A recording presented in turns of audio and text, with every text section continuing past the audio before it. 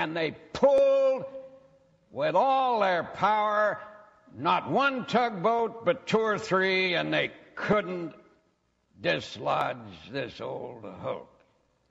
Now, there was a bright young boy aboard, it being in the summertime, and he being a student of engineering. And he said to the grizzled old tugboat captain, "Look, you're going at it the wrong way. I can tell you exactly how to do it." And the old tugboat captain obviously wasn't much inspired. He said, "Okay, son, you know so much. You just tell us how to do it." And the boy said, "What you do, sir, if I may be so bold as to suggest, is to take two tugboats and take a great heavy chain and get it under this old hulk fore and aft. So you have 4 tugboats with 2 big chains. And then just rest there on the surface of the water until presently the tide will come in. And the tide will do what you've been unable to do. The tide will lift the old hulk." The old captain snorted, but was able to see the potential wisdom in the suggestion.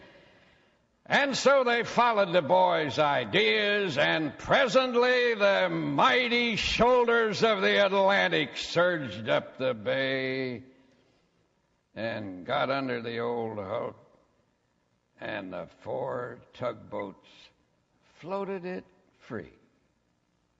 Well, I don't know how my friend on 72nd Street will handle this, but I know how I try to handle it when I can't get anywhere with a problem, which is more often than I like to think. I just figure that I've done all I can do, and therefore I follow what the Bible says, having done all, stand.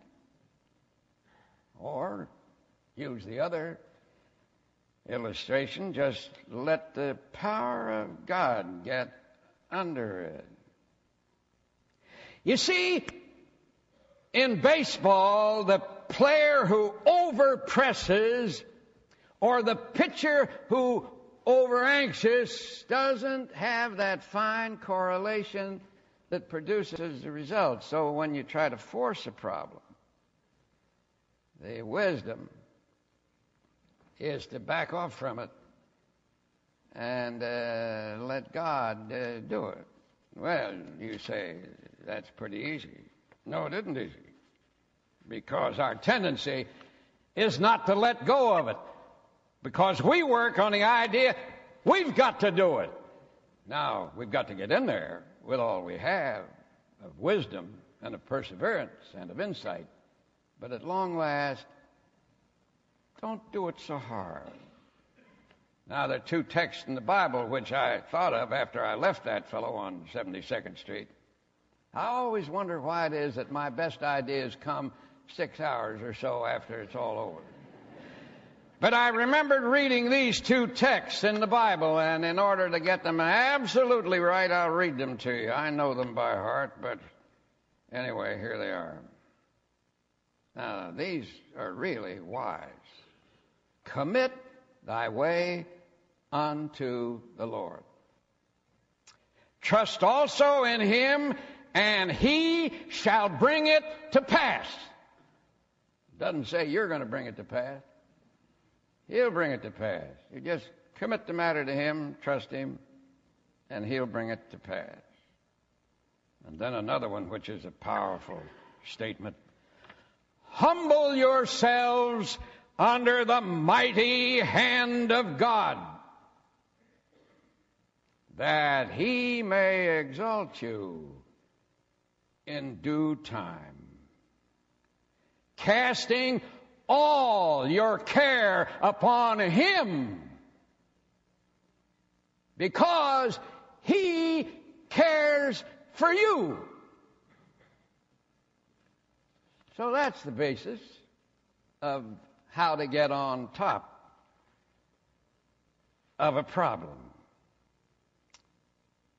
That problem that you have right this minute. Don't tug at it so hard. Let him take it over. And then there's a second thing which may seem a bit inconsistent with the first, but yet it isn't. And that is, stand up to your problem. Don't quail and quake in front of a problem. Never say to yourself, this problem is too big for me, because no problem is too big for you. You will never be tempted beyond that which you're able in this life. Says the Bible, that means you'll never have to face anything in this life that is too big for you, no matter how big it is. And if you're telling yourself that you, as a child of God, are incapable of handling any old problem, you are minimizing the God who created you, because when He made you, He gave you all the equipment necessary to handle a problem, including faith and the ability to let it go and let Him take it over. So when a problem comes along, if you quake and quail in front of it, you're revealing your weakness and the weakness of God in you. But when a big old tough problem comes along, if you stand up to it, then you're revealing the godlike strength that's built into you. Like an old friend of mine named Bob Case. Bob Case was a New York State trooper. I knew him many years ago when I was a pastor in Syracuse. Bob patrolled all that area around Syracuse on Route 5 before they built the New York Thruway, and down on Route 20 also.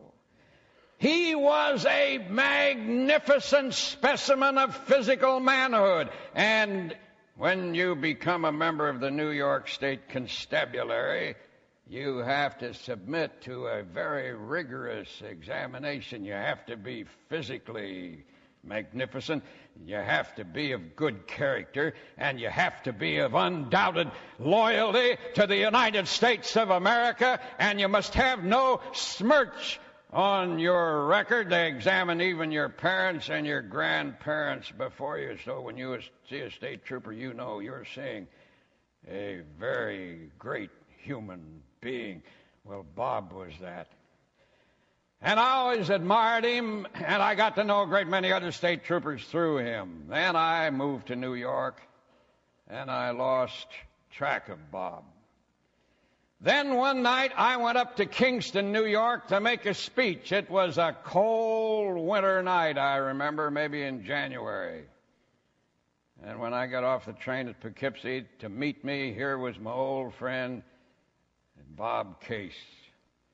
Now older, but still having the same magnificent personality and physique. He drove me up to Kingston, went to the meeting with me, drove me back down to Poughkeepsie, and on the way, either up or down or both, I said to him, Bob, what are you doing now? He said, well, I'm no longer in the state police. I run a movie theater. He said, I was retired from the state police because I had an accident.